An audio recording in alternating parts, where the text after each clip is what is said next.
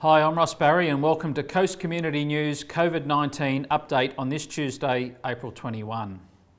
As at 8 p.m. on Sunday, Central Coast Local Health District had recorded 118 confirmed cases of COVID-19, 96 of which have now been released from isolation. That's just 22 reported cases now in isolation, with just 2 in hospital. And there have been almost over 6,500 tests carried out on the coast. Naturally, the focus of community discussion has now turned to when the shutdown restrictions might begin to be relaxed. One of the first areas of focus is schools, and New South Wales Premier Gladys Berejiklian this week revealed more details about her government's staggered return to school. We spoke earlier today to Terrigal MP and Parliamentary Secretary for the Central Coast, Adam Crouch. The Premier has made it really clear that she will be guided by the health experts as to what changes are made across the state. Obviously, one of the first ones we're seeing, which she's announced today with Sarah Mitchell, is children starting to go back to school. I want to congratulate the teachers, the staff, the students and the parents, because everybody's been working through this collectively, Ross. And as such, we've seen the Central Coast be able to get through this really, really well. So, look, we know that all the sectors in education, public, Catholic and independent, have all come on board with this. They're all comfortable with this gradual reintroduction of schooling starting back on week 3 and term 2 to begin with.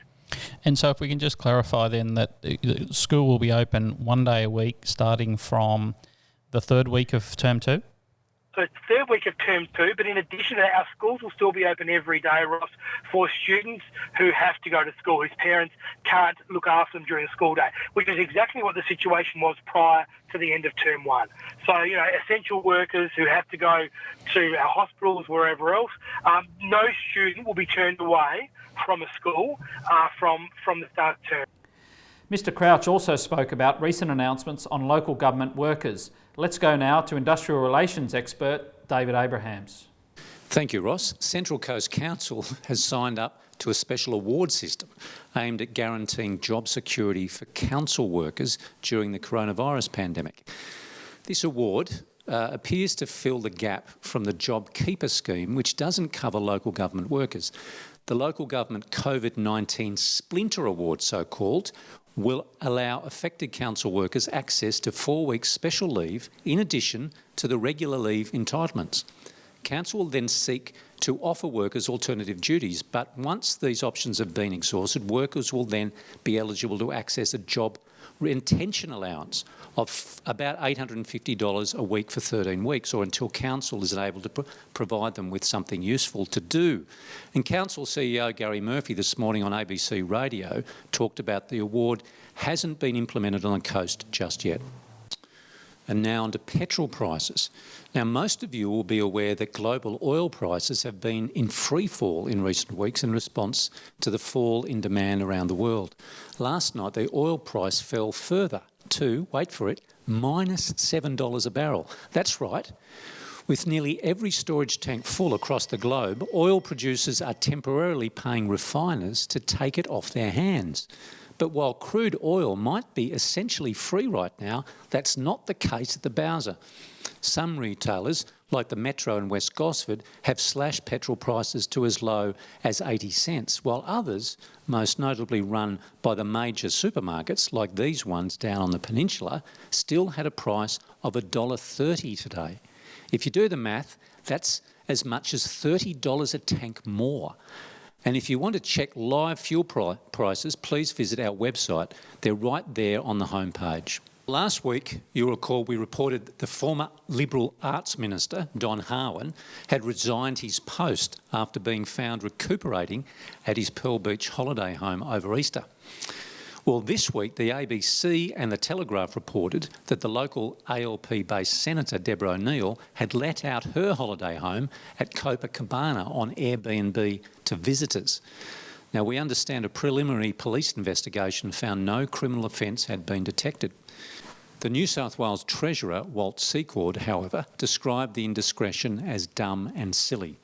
Ms O'Neill subsequently restricted bookings to essential service workers, but we understand has now withdrawn the house altogether. And this is what Adam Crouch had to say about the matter. Remember, the Goss has been eerily quiet on this issue. She was out banging on people's doors in Pearl Beach, innocent people's doors in Pearl Beach, when perhaps you could have been banging on Senator O'Neill's door at Copacabana, because obviously Senator O'Neill thought that the rules didn't apply with regards to keeping our region safe. And I'm sorry, but to say, well, I'll now only hire my Airbnb out to essential workers. I mean, we have been saying this for weeks, Ross. This wasn't something new, and we have been saying that coming up and holidaying is not essential. And, you know, for the senator to put her community, our community at risk for $310 a day is very poor form indeed, and quite frankly shows a level of arrogance and how out of touch Deborah O'Neill is with her own community.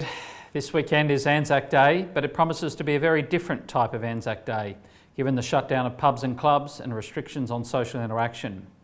RSL New South Wales is calling on Central Coast residents to honour the sacrifices of the nation's servicemen and women by taking part in a dawn service from the safety of their homes and driveways. Here we celebrate the spirit of the Anzac, one that has seen the best of us through the worst of times, one of resilience and mateship. It's a flame of hope that flickers when things seem most dark. This year, we may not stand shoulder to shoulder, but let us stand together in that spirit at dawn, because Anzac is in all of us. And hopefully that same Anzac spirit will carry us all through this pandemic. Stay safe, and we'll see you for Friday 5 at 5.